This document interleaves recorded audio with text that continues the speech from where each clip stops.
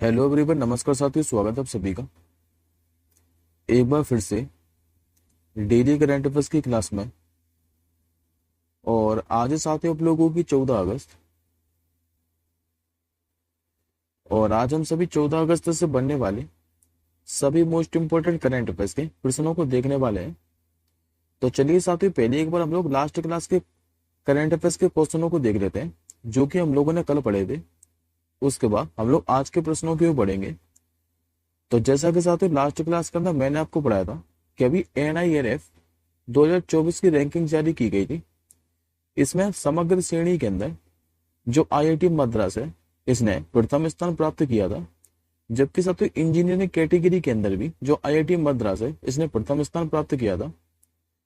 अभी प्रधानमंत्री जो आवास योजना है शहरी 2.0, ये कितने वर्ष की अवधि के लिए शुरू की गई थी? तो 5 वर्ष के लिए।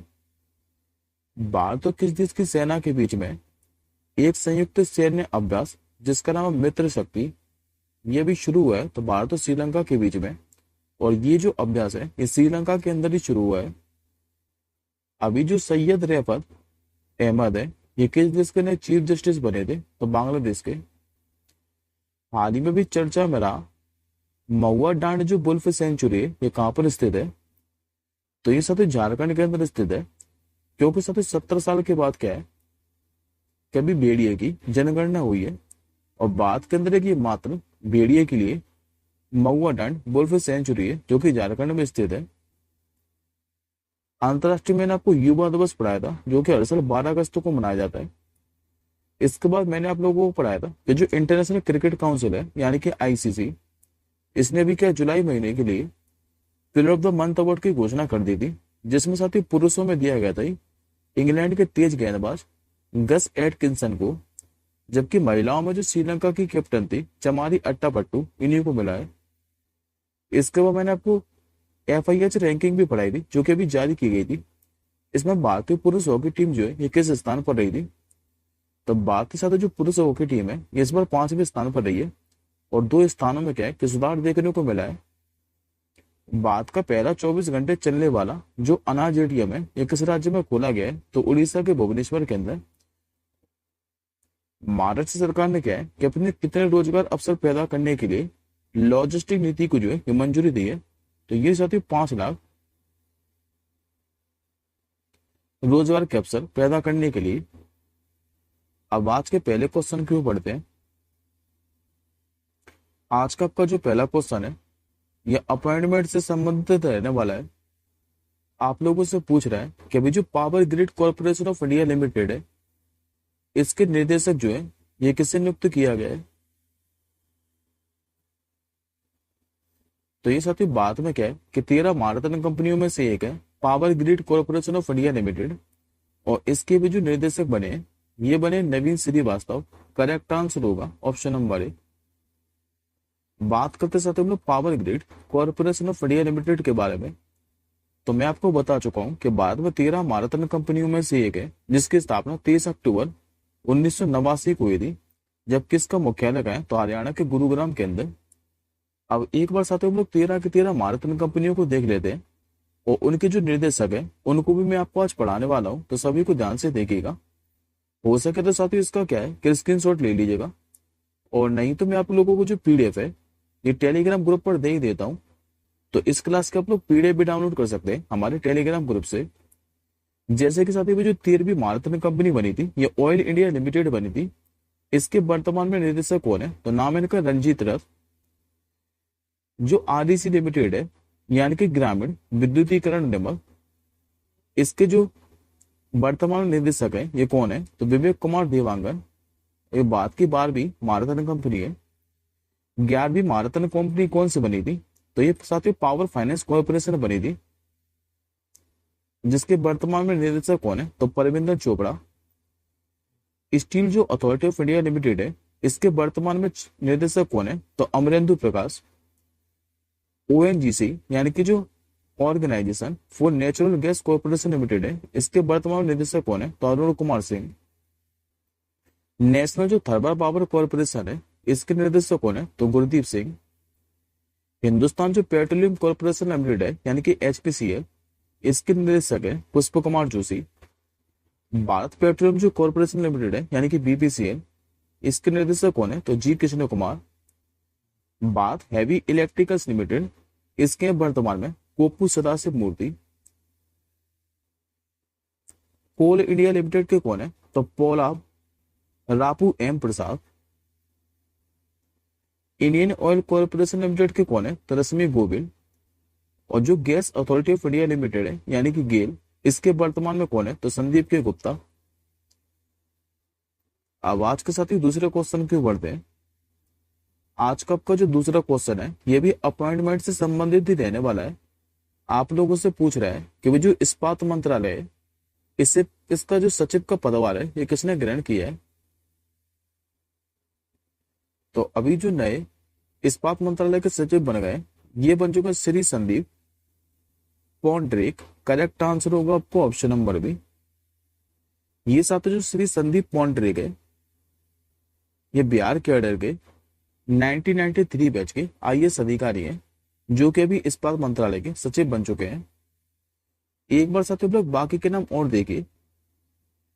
आज मैं आपको साथियों 1 अगस्त से लेकर 12 अगस्त तक मैंने आपको जितने भी अपॉइंटमेंट पढ़ाए वो आज मैं आपको सारे के सारे रिवीजन कराने वाला हूं, तो सभी को ध्यान से देखिएगा। जैसे कि मैंने अभी आपको 2 दिन पहले ही पढ़ाया है कि जो कैबिनेट सचिव है ये कौन बने हैं? तो टीवी सोमनाथन। जम्मू कश्मीर का भी जो पूर्णकालीन डीजीपी है ये किसे बनाया गया था? तो आर.एफ. स्वैन को। डीबीएस जो बैंक है इसकी पहली महिला सीईओ कौन बनी थी? तो तानसु शान। राष्ट्रीय जो आवास बैंक है यानी कि नेशनल हाउसिंग बैंक, इसके प्रबंध निदेशक कौन बने थे? तो संजय शुक्ला साहब। एशियाई जो क्रिकेट परिसर है इसके अध्यक्ष कौन बने हैं? तो मोहन सिंह नकवी। अभी यूपीएससी की भी नई अध्यक्ष बनी थी, नाम था जिनका प्रीति सूदन। और विदेश सचिव अभी कौन बने थे? तो विक्रम मिश्री साहब। और ये साथियों खुद में एक न्यूज है, हालांकि मैं आपको ये पहले ही पढ़ा चुका हूं, लेकिन आज क्या है कि इन्होंने पदभार ग्रहण किया है। जो विनय मोहन क्वात्रा है जो कि पहले हमारे विदेश सचिव हुआ करते थे, इन्होंने अभी अमेरिका में क्या है कि भारत के नए राजदूत के रूप में पदभार ग्रहण किया है, तो याद रखिएगा। अगला क्वेश्चन देखिए। हाल ही में भी जो जूनियर पुरुष हॉकी टीम है इसके जो मुख्य कोच है ये कौन बने हैं? ये बन चुके साथियों भारत के हॉकी गोलकीपर, नाम जिनका पीआर सीरीजेस। करेक्ट आंसर होगा आपको ऑप्शन नंबर बी। और अभी साथियों मैंने आप लोगों को रिसेंटली पढ़ाया था कि पेरिस ओलंपिक के अंदर क्या है कि जो भारतीय हॉकी टीम है इसने ब्रॉन्ज मेडल जीता था। और इसी मेडल जीतने के बाद जो पीआर सीरीजेस है इन्होंने संन्यास की घोषणा भी कर दी थी। और यह भारतीय हॉकी टीम में क्या है कि गोलकीपर की भूमिका निभाते हैं। और इनको भी जूनियर पुरुष हॉकी टीम का क्या है कि मुख्य कोच बना दिया गया है। यदि आप लोगों से पूछे कि भारतीय पुरुष हॉकी टीम के जो हेड कोच है ये कौन है, तो नाम इनका सब तो ग्रेग फुलटन जो कि साउथ अफ्रीका के हैं। और इससे पहले मई 2024 में जो हरिंदर सिंह है इनको हॉकी इंडिया ने राष्ट्रीय जो महिला हॉकी टीम है इसके कोच के रूप में चुना था। एडिशनल इन्फॉर्मेशन में देखें तो अभी हॉकी इंडिया के बारे में पहले देख लेते हैं कि इसका जो गठन है ये कब हुआ था? 2008 के अंदर। वर्तमान में हॉकी इंडिया के जो अध्यक्ष है ये कौन है? तो दिलीप तिर्की साहब। और जो नाम साथी ऑप्शन नंबर 1 में लिखा है मनुलो मार्केज, ये नाम भी मैंने अभी आपको रिसेंटली पढ़ाया था।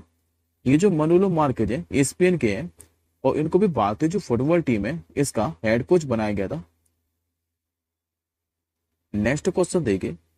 ये साथियों योजना से संबंधित क्वेश्चन रहने वाला है और इस योजना के माध्यम से मैंने अभी तक आपको जितनी भी योजनाएं पढ़ाई है वो मैं आपको सारी की सारी रिवीजन कराऊंगा।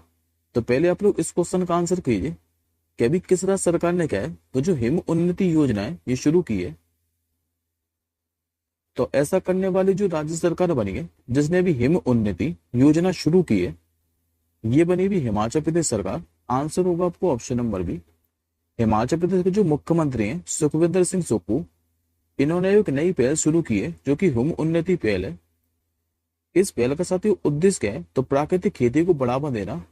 और इस योजना की जो लागत है ये 150 करोड़ रुपए रहने वाली है। पहले हम लोग हिमाचल प्रदेश को देख लेते हैं मैप के अंदर। ये रहा साथ आपका मैप में हिमाचल प्रदेश। हिमाचल प्रदेश की अगर हम लोग सीमा देखें तो एक तो लगती है पंजाब राज्य के साथ, दूसरी ये सीमा साझा करता है हरियाणा के साथ, तीसरी इसकी सीमा लगती है उत्तराखंड के साथ, इसकी जो सीमा है ये दो केंद्र शासित प्रदेश के साथ भी लगते हैं, एक तो लद्दाख और दूसरा जम्मू कश्मीर।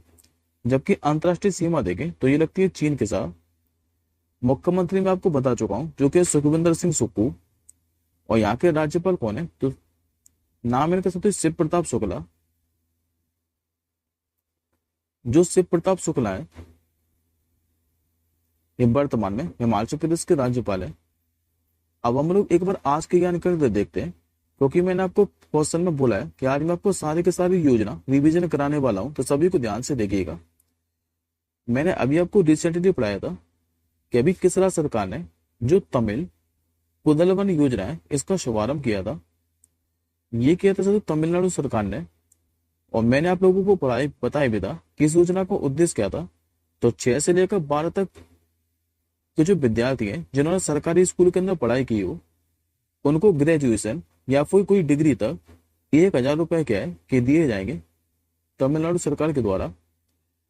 अभी किस राज्य सरकार ने माँ वाउचर योजना शुरू की थी, तो ये की थी साथियों राजस्थान सरकार ने। और इस योजना का साथियों उद्देश्य क्या था, तो जो प्रेग्नेंट महिला है उनकी एक सोनोग्राफी फ्री में कराई जाएगी।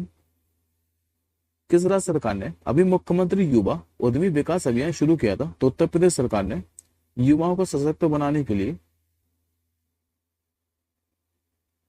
अगली योजना देखें तो मैंने अभी आपको मुख्यमंत्री माइया सम्मान योजना भी पढ़ाई थी, जो कि किस राज्य सरकार के द्वारा शुरू की गई थी, झारखंड सरकार के द्वारा। और इस योजना का उद्देश्य क्या था, तो महिलाओं को क्या है कि हर महीने 1,000 रुपए दिए जाएंगे।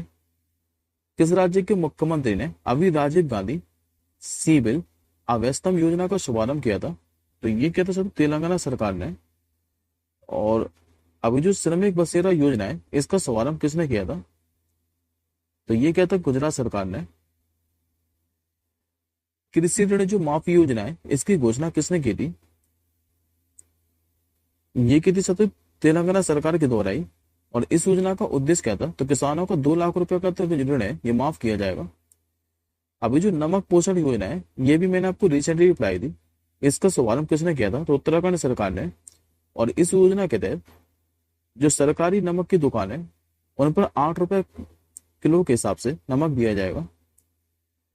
अभी न्याय दिलाने के लिए पहली जो गवाह संरक्षण योजना है ये किसने शुरू की थी, तो असम सरकार ने। अब अगला क्वेश्चन देखिए, इस क्वेश्चन पे साथियों स्टार मार्क कर लीजिए। ये आज का आपका सबसे मोस्ट महत्वपूर्ण क्वेश्चन है इस क्लास का।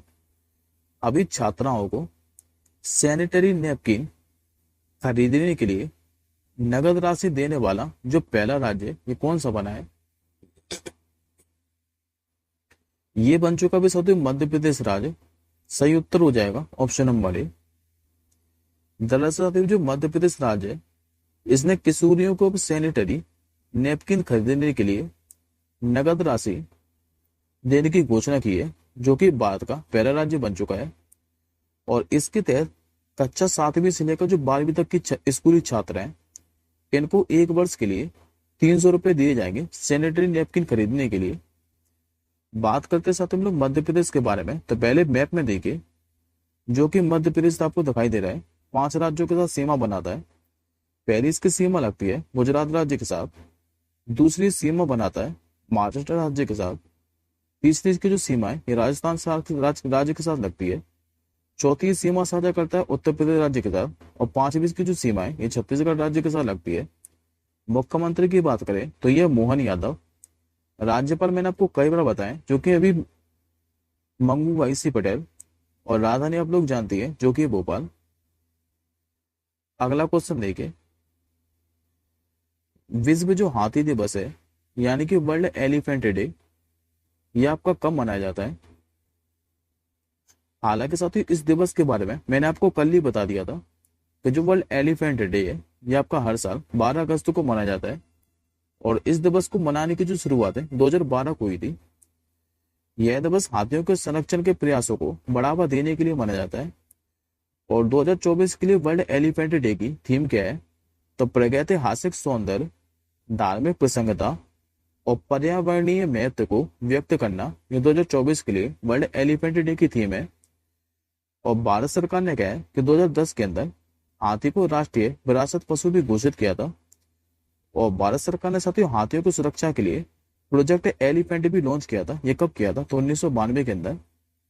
वर्तमान में बात करें तो बात करें 33 हाथी अभ्यारण्य, जिसमें से साथियों जो पहला बना था, ये पहला हाथी अभ्यारण्य कब बना था? 2001 के अंदर। और ये स्थित कहाँ पर है? तो झारखंड का सिंह भूमि हाथी अभ्यारण्य। और वर्तमान में 33वां जो हाथी अभ्यारण्य है ये कौन सा है? तो ये उत्तर प्रदेश के अंदर है, तराई हाथी अभ्यारण्य, 2022 के अंदर जो अधिसूचित हुआ था। अगला क्वेश्चन देखिए, अभी साथियों जो स्टारबक्स है, जो कि एक कॉफी निर्माता कंपनी है, इसका भी जो चेयरमैन और सीईओ है, ये किससे नियुक्त किया है? ये बना दिए हुए ब्रायन निकोल को। करेक्ट आंसर होगा ऑप्शन नंबर डी। अभी कॉफी के लिए जो मशहूर कंपनी है स्टारबक्स, इसने भी ब्रायन जो निकोल है, इनको कंपनी का चेयरमैन और चीफ एग्जीक्यूटिव ऑफिसर नियुक्त कर दिया है। हालांकि साथ ही जो ब्रायन निकोल है, ये 9 सितंबर से कारभार संभालेंगे। और ये स्थान किसका लेंगे? तो लक्ष्मण नरसिम्हन का। इनके अलावा जो मेलोडी हॉब्सन है, ये स्टारबक्स बोर्ड की लीड इंडिपेंडेंट डायरेक्टर बनेगी। लेकिन खाली आप लोग इतना याद रखिएगा कि भी स्टारबक्स के जो चेयरमैन और सीईओ हैं, ये कौन बन गए? तो ब्रायन निकोल। बात करते हैं हम लोग स्टारबक्स के बारे में, तो इसकी स्थापना 30 मार्च 1971 को हुई थी। और मुख्यालय कहाँ इसका? तो संयुक्त राज्य अमेरिका के सिएटल के अंदर। अगला क्वेश्चन देखिए, अभी किस बैंक ने दृष्टिबाधित ग्राहकों के लिए एक विशेष ब्रेल डेबिट कार्ड लॉन्च किया है? हालांकि साथी इस क्वेश्चन का आंसर आप लोगों को इमेज में स्पष्ट दिखाई दे रहा है। ये क्या है? अभी पंजाब नेशनल बैंक ने। करेक्ट आंसर होगा ऑप्शन नंबर बी।